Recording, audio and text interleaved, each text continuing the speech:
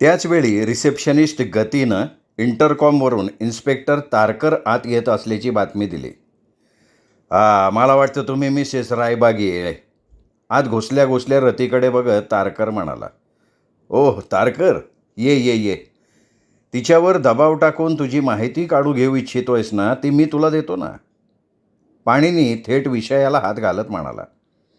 तिला थोड्याच वेळापूर्वी तिच्या नवऱ्याच्या मॅनेजरकडनं फोन आला की तिच्या नवऱ्याचा खून झाला आहे आणि या गोष्टीला काही काळ होऊन गेला आहे. तो म्हणाला की या घटनेची माहिती तो पोलिसांना देणार आहे. रतीने त्याला सांगितलं की ती इथे माझ्या ऑफिसात असल्याचं त्यांनी पोलिसांना सांगावं. अरे वा वा वा, म्हणून तुम्हाला फोन करून हरवलेल्या हँडबॅगबद्दल आणि त्या रिव्हॉल्वरबद्दल कळवलं वाटतं शाळेसुदपणे. तारकरनी सवाल केला. मी तुला फोन केला तेव्हा तो मेल्याचा फोन आलेला नव्हता मला. हे सिद्ध करणारा साक्षीदार आहे का? तूच आहेस की साक्षीदार. मी तुला फोन केल्याचा रेकॉर्ड तुझ्याकडे असेलच. रतीला मॅनेजरचा फोन आल्याचा रेकॉर्ड तिच्याकडे आहेच. लय चतुर रे बाबा तू, तारकर म्हणाला आणि नंतर रतीकडे वळून म्हणाला, तुझ्या नवऱ्याचा खून ज्या रिव्हॉल्वरमधनं गोळ्या घालून झाला आहे ते तुझ्या पर्समध्ये होतं हे तुला माहिती ना? नाही माहीत. तुझी हँडबॅग चोरीला गेल्याचं तुझ्या कधी लक्षात आलं? मी घरी आले तेव्हा फ्लॅटचं लॅच उघडताना लक्षात आलं की किल्ली पर्समध्ये असते आणि गाडीतनं उतरताना पर्स घेतलेलीच नाही आहे. म्हणून गाडीत पाहिलं तर मागच्या सीटवर टाकलेली हँडबॅग नव्हती. त्या हँडबॅगमध्ये काय काय वस्तू होत्या? नेहमीच्या, म्हणजे बायकी वस्तू, पैसे, नाणी, ड्रायव्हिंग लायसन, लिपस्टिक, कंगवा, अशा गोष्टी. पाणीने तू म्हणतो तुला तुझ्या ऑफिसात पर्स मिळाली, त्यातल्या सामानाची यादी केली का तू? हो केली आहे की. मग तुझं म्हणणं काय आहे? चोर इथं तुझ्या ऑफिसात आलता? हां, रती तेच सांगते की ती इथे आलेलीच नव्हती. तू इथं किती वाजता आली होती रती? मी आलेच नव्हते. पाणीने तू जेवायला बाहेर गेला होता? हो. आणि तुझं काय सौम्य? मी पण जेवायला बाहेर गेले होते. ऑफिसमध्ये कोण होतं? ती तुझी गती नावाची रिसेप्शनिस्ट? हो तीच होती. तिचं काय म्हणणं आहे? तिचं काम फक्त आलेल्या आशिलाची नावं नोंद करून घेणं एवढंच आहे. तिने फक्त आत आलेल्या स्त्रीचं साधारण वर्णन केलं आणि तिचं नाव विचारलं. आणि आलेल्या बाईने नाव काय सांगितलं स्वतःचं? मिसेस रायबागी. त्या गतीला बोलवात. एक मिनिट तारकर. गतीने रती रायबागीला बघितलेलं नाही आहे, कारण रती डायरेक्ट माझ्या केबिनमध्ये आली आहे दुसऱ्या दाराने. म्हणजे ती रिसेप्शनमधून आलेली नाही आहे. अरे ते काय पण असू दे ना, मला बोलायचं आहे तिच्याशी. रतीबद्दल तिला काय म्हणायचं आहे ते तर बघू. रतीची ओळख पटवण्याचा तुझा प्रकार बरोबर नाही आहे तारकर. का बरं?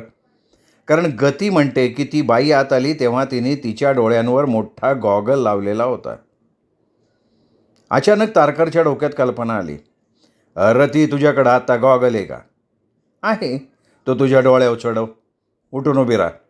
माझ्याबरोबर रिसेप्शनमध्ये चल. बघू, आपण बघू ना तुला बघून गती काय म्हणती. हे सगळं पाणिनीच्या मनाप्रमाणे घडत होतं. त्यांनी सौम्याला खूण केली. तिने कनकला इंटरकॉम लावला आणि कट करून टाकला. तारकर रतीकडे बघण्यात एवढा गुंतला होता की त्याला सौम्याची हालचाल लक्षातच आली नाही.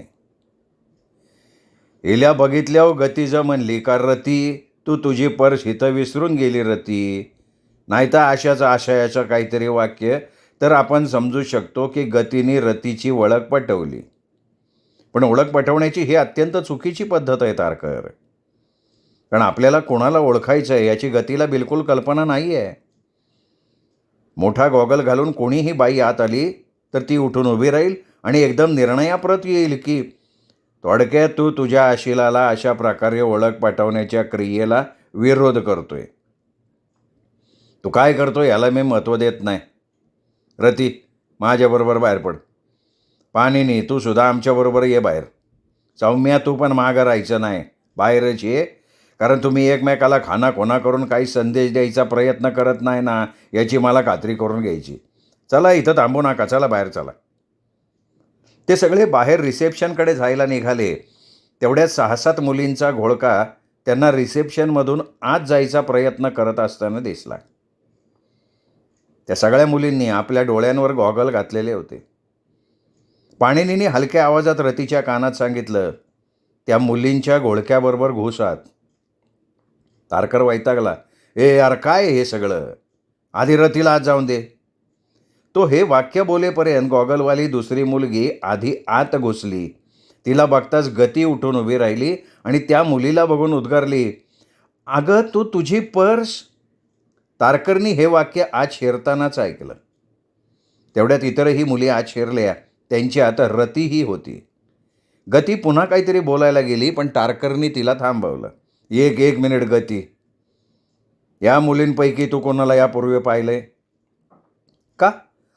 मला वाटलं की नाही नाही नाही मला नाही सांगता येणार हो. तुम्ही सगळ्या भिंतीपाशी उभे राहा रांगेत. तारकर ओरडला. त्यांना बसलेला धक्का जरा कमी करण्यासाठी पाणिनीने खुलासा केला. हे बघा, मी तुमची ओळख करून देतो. हे इन्स्पेक्टर तारकर आहेत. तुम्ही सगळ्याजणी त्यांचं ऐका, म्हणजे तुम्हाला इथे जास्त वेळ थांबायला लागणार नाही. त्या सगळ्या मुली भिंतीलगत रांगेत उभ्या राहिल्या. यातली कोण आहे सांग आता? तारकरनी गतीला विचारलं. मला आधी वाटलं की जी पहिली आत आली तीच आहे, पण आता इतक्या मुली पाहिल्यावर मला नाही सांगता येणार. ठीक आहे, हे निघा सगळेजणी तुम्ही, चला. तारकर वैतागून म्हणाला. पाणिनी मुद्दाम रतीकडे बघून सूचकपणे म्हणाला, जा तुम्ही, चला निघा सगळ्याजणी जा. तारकरच्या लक्षात आला पाणिनीचा डाव. रती, तू थांबितच, तो ओरडला. ठीक आहे, पण यापैकी मिसेस रती रायबागी कोण नेमकी? तू माझ्याशी असले नाटकं करू नको पाणिनी. अरे मी एवढंच म्हणालो तुला की तुला जर रतीशी बोलायचं असेल तर या मुलींमधनं तिला बाजूला कर. तारकरनी बरोबर रतीच्या कोपराला धरलं, तिला बाजूला घेतलं आणि म्हणाला, तू थांब. तिला ओळखायला तुला काही त्रास पडला नाही. मला न्यायाधीशाने एवढंच पाठवायला लागेल आता की ओळख परेड एकदम योग्य झाली. आता एवढंच होतं तर पोलीस स्टेशनमध्ये ओळख परेड घेईपर्यंत थांबला का नाही? कारण पोलीस स्टेशनमध्ये तू ओळख परेड घेतली नसती. तू आमच्या गतीला गोंधळात टाकायचा प्रयत्न केला असता. माझंच चुकलं. आज शिरणाऱ्या पहिल्याच पोरीला रती म्हणून ओळखल हा अंदाज मला आधी आला असता ना, तर मी रतीला सगळ्यात आधी आत जायला सांगितलं असतं. पण मी कुणालाच पहिल्यांदा आत जा म्हणून सांगितलं नाही ना, रतीलाही नाही आणि दुसऱ्या कुठल्याही मुलीला नाही.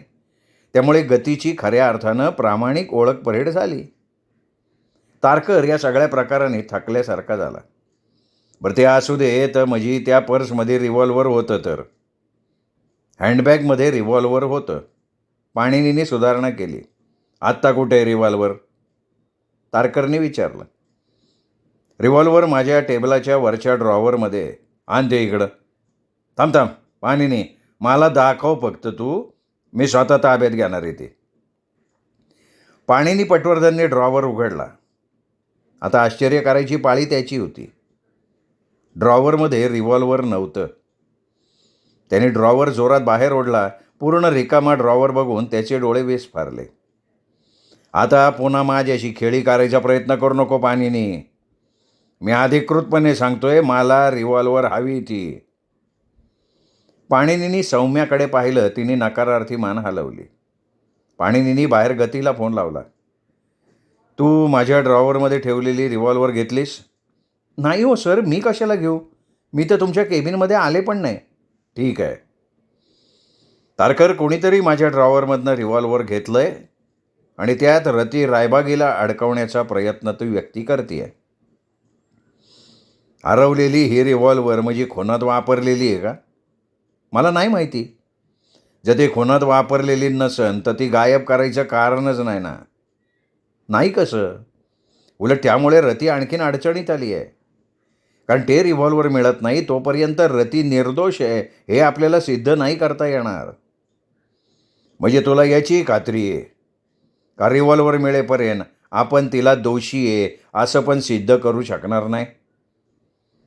तुझ्या म्हणण्यातला खडूसपणा कळला मला तारकर. तुला काय वाटतंय, पुराव्याशी छेडछाड करायचा मूर्खपणा मी करीन?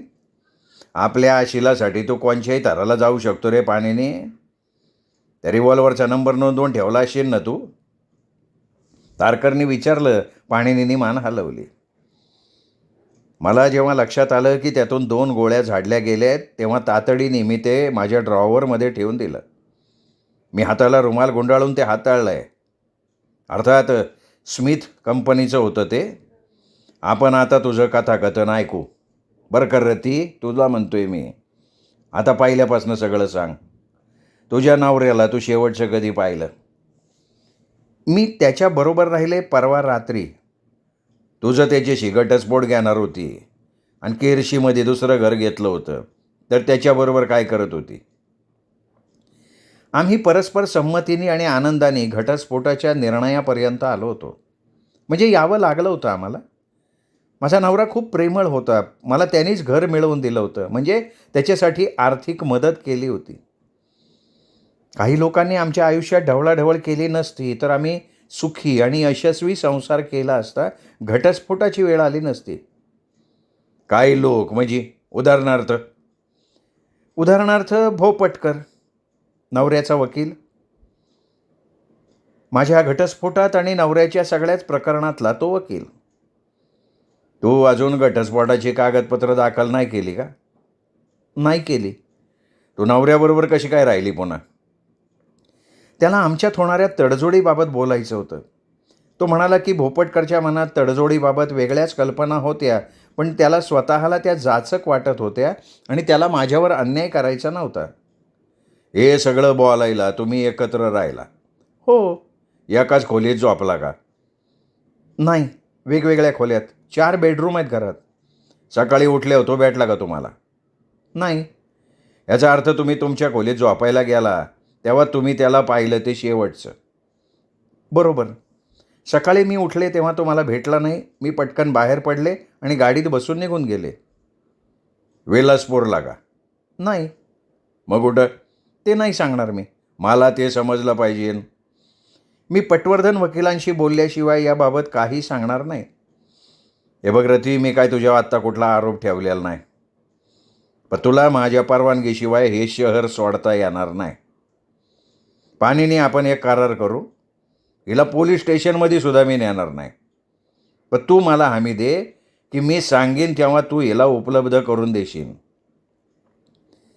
याचा अर्थ रती, तुला विलासपूरला जाता येणार नाही. किती काळ? 48 तास तरी नाही जाता येणार.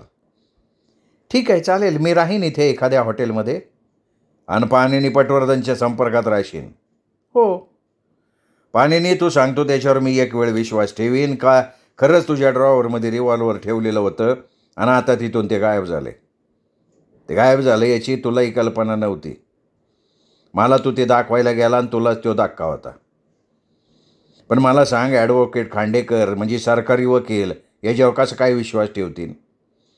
ते म्हणणारच ना, एक तर माझ्यासमोर रिव्हॉल्वर सादर कर, नाही तर कोर्टात काय ते सांग. कनक, सौम्य आणि पाणीनी खास मित्र होते, वर्गमित्र.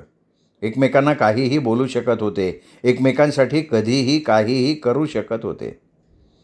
कनक गुप्तहेर झाला. पाणीनीच्याच मजल्यावर त्यांनी ऑफिस थाटलं. इन्स्पेक्टर तारकर हा त्यांच्याचबरोबरचा खास मित्र, पण तो पोलीस झाला. अनेकदा तो आणि पाणीनी एकमेकांच्या विरुद्ध उभे ठाकले, पण मैत्री आणि व्यवसाय यात त्यांनी कधी गल्लत नाही केली. मैत्रीत कधीच गैरसमजाला थारा दिला नाही. हे बघ तारकर, खांडेकरांना मी काडी एवढी किंमत देत नाही. बरं ठीक आहे, मी निघतो. त्या खांडेकरांना तू तोंड दे. पण हरवलेल्या रिव्हॉल्वरचा मामला गंभीर आहे बरं का. ते पहिल्यांदा शोध आणि मी बोलवील तेव्हा रात्रीला हजर करायची जबाबदारी तुझी आहे, हे लक्षात ठेव. तारकर म्हणाला आणि निघून गेला. तारकर गेल्याबरोबर पाणीनीने रतीला विचारलं, रती, तू मारलंस का त्याला? नाही हो. मग कसं घडलं हे? ज्या कोणी माझी बॅग घेतली त्यातली किल्ली काढून ती व्यक्ती माझ्या घरी गेली, तिथून माझी रिव्हॉल्वर घेतली आणि माझ्या नवऱ्याला मारलं. हां, वरकरणी तसं दिसतंय खरं. पाणीनी सावधपणे म्हणाला. हा, पण लक्षात ठेव, तुझा नवरा रात्री झोपेत असताना मारला गेला आहे. याचा अर्थ असा की ज्यांनी तुझी रिव्हॉल्वर चोरली ती व्यक्ती तुम्ही दोघं ज्या घरात राहिला होतात त्या घरात आधीच आलेली होती. म्हणजे ती व्यक्ती नवऱ्याच्या विश्वासातली असणार, किंवा त्या व्यक्तीकडे माझ्या नवऱ्याच्या घराची किल्ली असणार. हां, तर्क म्हणून चूक नाही आहे तुझं. तू मगाशी म्हणाली होतीस की कधी अचानक गरज लागली तर गैरसोय होऊ नये म्हणून तुझा नवरा घराची एक किल्ली आपल्या ऑफिसमध्ये ठेवायचा. पाणीनी म्हणाला. तिने मान डोलावली. किती माणसं आहेत ऑफिसमध्ये? 25-30 असतील. त्यापैकी कोणीही किल्ली घेऊन घरी जाऊ शकत होतं? नाही नाही नाही, किल्ल्या सेफमध्ये असत. सेफची किल्ली मॅनेजरकडे असते. म्हणजे घरातून काही कागदपत्रं आणायची झाली तर मॅनेजरला जायला लागायचं. नाही, तसं नाही हो. मॅनेजर सेफमधून किल्ली काढून एखाद्या शिपायाला, सेक्रेटरीला किंवा तत्सम माणसाला पाठवायचा. मग जो माणूस जायचा त्याला डुप्लिकेट किल्ली बनवून घेणं सहज शक्य होतं, नाही का? बरोबर आहे, पण ऑफिसातली माणसं माझ्या नवऱ्याच्या विश्वासातली होती. तू स्वतः सेक्रेटरी म्हणून काम केलंयस तिथे, बरोबर आहे ना? हो. तेव्हा तो अविवाहित होता? नाही नाही, लग्न झालं होतं त्याचं, पण घटस्फोट झाला होता. पहिल्या बायकोचं काय झालं? जिच्याशी घटस्फोट झाला ती खरं तर त्याची दुसरी बायको होती. पहिली वारली म्हणून तिने तिच्याशी लग्न केलं. या दुसऱ्या बायकोनं घटस्फोट दिल्यावर तू लगेच रायबागीशी लग्न केलंस? हो. साधारण 18-19 महिने झाले आमच्या लग्नाला. त्या दुसऱ्या बायकोने सहज स्वीकारलं तुमचं लग्न? अजिबात नाही पटवर्धन. माझ्यावर प्रचंड खार खाऊ नये ती. मला त्रास देण्यासाठी जे जे काही करणं शक्य आहे ते ते ती करते आणि करेल सुद्धा. माझ्या रिव्हॉल्वरची ही भानगड झाली ना तेव्हापासून मला तिच्याबद्दलच. कुठे राहते ती? नाही माहिती हो. काय नाव काय तिचं? मैथिली रायबागी. ती अजून पद्मरागचंच आडनाव लावते. तिचं आणि पद्मरागचं प्रेम होतं एकमेकांवर. ती अत्यंत नीच, स्वार्थी आणि फक्त पैशावर प्रेम करणारी बाई आहे. कुणा माणसावर प्रेम नाही करू शकत ती. ती पद्मरागवर प्रेम करत असेल तर ते नाटक होतं, त्याच्या पैशासाठी केलेलं. तिला किती पैसे मिळाले असतील पद्मरागकडून? म्हणजे घटस्फोट देतानाची तडजोड म्हणून? 25 लाख एक रकमी रोख. तिला जर एवढी रक्कम मिळाली आहे तर तुझ्यावर जळायचं काही कारण नाही ना तिला. तिची लालच कधी संपणारी नाही आहे पटवर्धन. मी पद्मरागच्या मागे ठामपणे उभी नसते तर त्याची एकूण एक संपत्ती तिने घशात घातली असती. म्हणजे तुला असं सुचवायचं आहे का की तुला त्याच्या खुनात अडकवून तुझा काटा दूर करणं आणि त्याची संपत्ती लाटणं असा तिचा डाव होता? तिने मान डोलावली. तिच्याशी पद्मरागचं लग्न झालेलं असताना त्यांनी इच्छापत्र केलं होतं का? त्यात तिच्या नावाने त्यांनी सगळं काही केलं होतं? हो. मग नंतर नवीन इच्छापत्र करून त्यांनी आधीचं आपोआप रद्द केलं. तसं करणार होता तो आमच्या लग्नानंतर.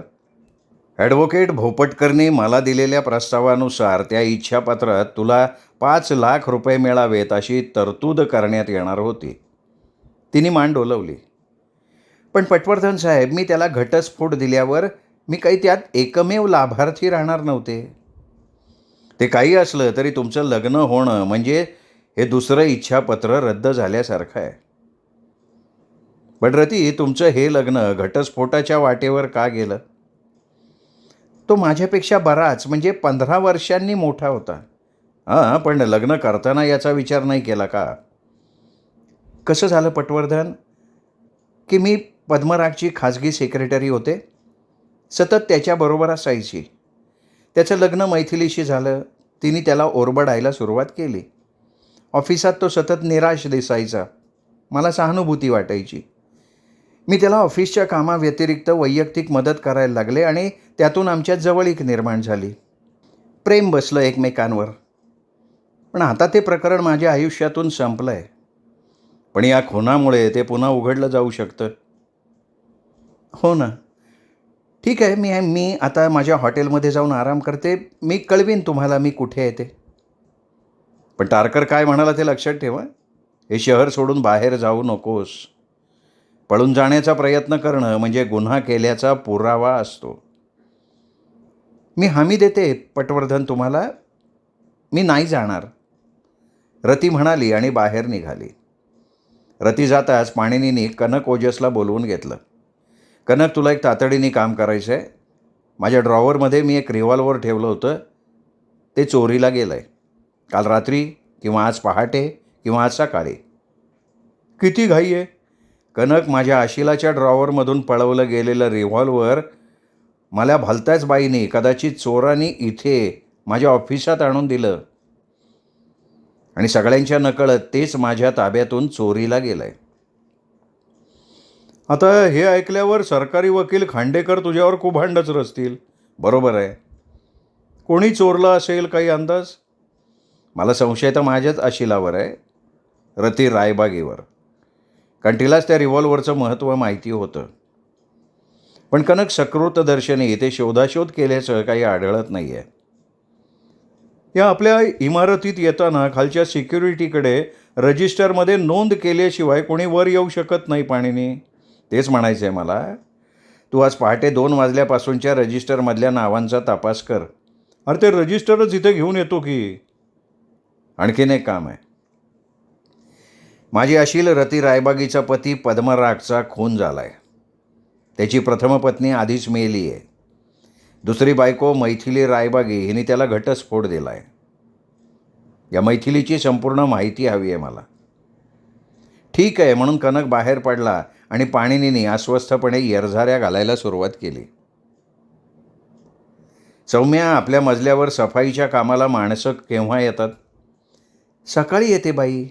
तीच बाई खालच्या मजल्यावर रात्री येते. या बाईला बळीचा बकरा करून किंवा लाच देऊन कोणी हे काम करवून घेतलं असू शकतं. लाच दिली जाण्याची शक्यता नाही, कारण खूप प्रामाणिक माणसं असतात त्या एजन्सीची. बळीचा बकरा केलं जायची शक्यता नाही नाकारता येत. सौम्या म्हणाली. पाणिनी पुन्हा येरझाऱ्या घालायला लागला. तेवढ्यात कनक ओजस रजिस्टर घेऊन आत आला. पाणिनी, तुला माहिती आहे माझं ऑफिस 24 तास उघडं असतं, कारण माझे गुप्तहेर कायम कुठल्या ना कुठल्या कामावर असतात आणि त्यांच्या कामाचा अहवाल देण्यासाठी ते ऑफिसमध्ये येतात. या रजिस्टरमध्ये सकाळी 6 वाजता सूरज विष्णोई नावाच्या माणसानं नाव लिहून सही केली आहे, माझ्या ऑफिसात यायचं आहे म्हणून. पण या नावाचा कोणीही माझा गुप्तहेर नाही. याहून अधिक धक्का हा आहे की माझ्या ऑफिसात सूरज विष्णोई नावाचा इसम आल्याची नोंदच नाही आहे, कारण माझ्याकडे येणाऱ्या प्रत्येक व्यक्तीची नोंद माझ्या ऑफिसात होत असते. म्हणजे तळमजल्यावरच्या सिक्युरिटीच्या रजिस्टरवर माझ्या ऑफिसात जायचं आहे अशी नोंद करून वर आलेला माणूस माझ्या ऑफिसात आलाच नाही. तुझं ऑफिससुद्धा याच मजल्यावर आहे. त्याची सही आहे का रजिस्टरवर? ही बघ की. कनक, ऑफिस झाडणाऱ्या बाईला गाठ, तिला आणि आपल्या लिफ्ट चालवणाऱ्या माणसाला विचार त्या सूरज विष्णोईचं वर्णन. त्या आधीच केलं पाणीने. जो लिफ्टमन सकाळी ड्युटीवर होता त्याला मी विचारलं. तो म्हणाला त्याच्या सूरज विष्णोई चांगला लक्षात आहे. उंचापुरा सूट घातलेला, हातात ब्रीफकेस घेतलेला आणि गडद रंगाचा गॉगल घातलेला माणूस होता. आता सकाळी 6 ही वेळ गॉगल घालायची नाही, त्यामुळे त्याच्या लक्षात राहिला. ठीक आहे, सफाई करणाऱ्या बाईला तेही काम झालं आहे. पण फोनवर बोललो तिच्याशी. तिचं नाव आहे मोहिनी मालुसरे. ती म्हणाली की सकाळी 6ला 5-10 मिनटं कमी असताना तिने तुझं ऑफिस स्वच्छ करायचं काम सुरू केलं. तेवढ्यात एका रुबाबदार माणसानं बेल वाजवली. तो उंच होता, रुबाबदार होता, हातात ब्रीफकेस होती, गॉगल घातलेला होता. तो स्वतःच्याच ऑफिसात यावं तसा आत आला आणि म्हणाला, मला अचानक कोर्टाच्या कामासाठी बाहेरगावी जावं लागतं आहे, सकाळी सकाळी आत्ता लवकर, आणि पेपर इथे राहिलेत ऑफिसमध्ये, त्यामुळे ते पेपर घ्यायला तो वर आला. घरून निघताना घाई झाली, त्यामुळे ऑफिसच्या चाव्या विसरून आलो, त्यामुळे बेल वाजवावी लागली. तिला तो माणूस सज्जन वाटला. तिच्या कामात व्यत्यय आणण्याबद्दल त्यांनी तिला सॉरी म्हटलं, 50 रुपये बक्षिसी दिली आणि तो निघून गेला. आपण पाणिनी पटवर्धन होत असं त्यांनी सांगितलं नाही रे थेट शब्दात, पण आपल्या कृतीतून तसा आभास निर्माण केला हे नक्की. हे बघ, ती बाई रोज सकाळी 6 वाजता येते, साफसफाई करून निघून जाते. तू तिला कधी बघितलं नाही किंवा तिने तुला कधी बघितलेलं नाही. शिवाय या बायका दर 4 महिन्यांनी बदलल्या जातात एजन्सीतर्फे. या मोहिनी मालुसरे बाईला पुन्हा फोन कर, इथे बोलवून घे. तिला म्हणा थोडा वेळ काढून ये. पैशाची काळजी करू नको, ताशी 500 रुपये दरानं तिला पैसे मिळतील. हां, हे जमवता येईल. आणखीन काही? नाही, सध्या तरी नको आहे. कनक गेल्यावर पाणिनी सौम्याला म्हणाला, रती ज्या स्वरात किंवा ज्या पद्धतीनं अंगिरस खासनीशी बोलत होती ते नीट ऐकलंस? हो, माझ्या लगेच लक्षात आलं ते. अगदी खास जवळकीच्या नात्यानं आपलेपणानं बोलत होती. बरोबर, अगदी बरोबर. तर आता आपण आपल्या ऑफिसात पाणिनी पटवर्धन भासून आलेल्या माणसाबद्दल बोलू. असं बघ, जो माणूस आपल्या ऑफिसात आला त्याने अवघ्या 10 मिनिटात सगळा प्रकार उरकला. म्हणजे दार वाजवलं, आत गेला, आतल्या सफाई करणाऱ्या बाईशी बोलला, तिथून आत गेला, ड्रॉवरमधली रिव्हॉल्वर घेतली, बाहेर पडला आणि हे सगळं 10 मिनिटात. सौम्यानी मान हलवली. ज्या पद्धतीने आणि आत्मविश्वासाने त्यांनी ड्रॉवरमधनं रिव्हॉल्वर घेतली त्यावरून मला वाटतं की त्याला रिव्हॉल्वर कुठे आहे हे नेमकेपणानं ठाऊक असणार. म्हणजे हे बघ, रिव्हॉल्वर शोधायला वेळ लागेल असं त्याला वाटलं असतं तर त्यांनी काय केलं असतं? त्यांनी बाईला सांगितलं असतं की मला इथे महत्त्वाचं काम करत बसायचं आहे, तुम्ही मला डिस्टर्ब करू नका, तुम्ही गेलात तरी चालेल. पण त्यांनी तसं नाही ना केलं. हां सर, लक्षात आलं माझ्या. याचा अर्थ त्याला माहिती होतं की रिव्हॉल्वर कुठे आहे आणि त्यामुळे आपल्याला जास्त वेळ लागणार नाही हेही त्याला माहिती होतं. आता कसं बोललीस? म्हणजे सर, बरोबर विचार करतेस सौम्या. तुझ्या मनात जी व्यक्ती आहे तीच. रायबागीच्या ऑफिसात फोन लाव. अंगिरस खासनीस अजून तिथे आहे का बघ. पाणिनी म्हणाला. सौम्यानी फोन लावला. अंगिरस फोनवर येताच त्यांनी फोन पाणिनीकडे दिला. अंगिरस, नमस्कार. मला कल्पना आहे तुझा आजचा दिवस फार तणावपूर्ण गेला असेल, पण मला तुझी मदत लागणार आहे. अर्थात रतीला सहकार्य करायची तुझी तयारी असेल तर. त्याची काळजी करू नका पटवर्धन. माझे आणि रायबागी सरांचे खूप जवळचे संबंध होते. शिवाय मिसेस रती रायबागी यासुद्धा लग्नापूर्वीपासून इथे नोकरीला होत्या. त्यांनाही मी चांगलं ओळखतो. त्यांच्यासाठी मी काहीही मदत करीन. तर मग माझी विनंती आहे तुम्हाला, मला तुमच्याशी महत्त्वाचं बोलायचं आहे, जरा अर्जंट आहे. जेवण झालं आहे तुमचं? नाही झालं. मी असं करतो, मी पटकन जेवून घेतो. नाही तर थांबा, मी आधी येतो तुमच्या ऑफिसात, नंतर जेवीन. त्यांनी फोन बंद केला. पाणिनी सौम्याला म्हणाला, लक्षात आलं ना तुझ्या? त्यांनी मला आपलं ऑफिस कुठे आहे ते विचारलेलंच नाही आहे. याचाच अर्थ त्याला पत्ता माहिती आहे. नाही तर तो म्हणाला असता ना, पटवर्धन साहेब येतो मी, मला पत्ता द्या. सौम्याने मानेनी संमती दिली. आता एक काम कर, कनकला निरोप दे. त्या कामवाल्या मालुसरे बाईला तातडीने इथे बोलव. आपल्या रिसेप्शनिस्ट गतीला म्हणाव, जेवायची सुट्टी आत्ताच घे. तू तिच्या जागेवर बस रिसेप्शनला. मालुसरे बाई यायच्या आधी खासनीस आला तर त्याला आत घेऊन ये आणि पुन्हा मालुसरेची वाट बघत रिसेप्शनला थांब. ती आली की मला कळव. Okay sir. याचा अर्थ लक्षात आला? गतीला तुम्ही जेवायला बाहेर पाठवताय, तेही नेहमीच्या सुट्टीपूर्वी, आणि मला मात्र रिसेप्शनला बसवताय. पाहुणे येऊन जाईपर्यंत माझी सुटका नाही आता. लटक्या रागानं सौम्या म्हणाली. अगं बये, आपल्या दोघांना मी इथे आणि आत्ता ग्रिल्ड सँडविच मागवणार आहे, तेही ऑफिसच्या खर्चाने. पाणिनी म्हणाला आणि त्यांनी खालच्या रेस्टॉरंटला फोन लावला. श्रोते हो, हा होता आजचा भाग अभय बापट लिखित मर्डर वेपन या कादंबरीचा. पुढचा भाग ऐकूयात उद्या दीपक रेगे कथाकथन चॅनलवर. तोपर्यंत नमस्कार श्रोते हो.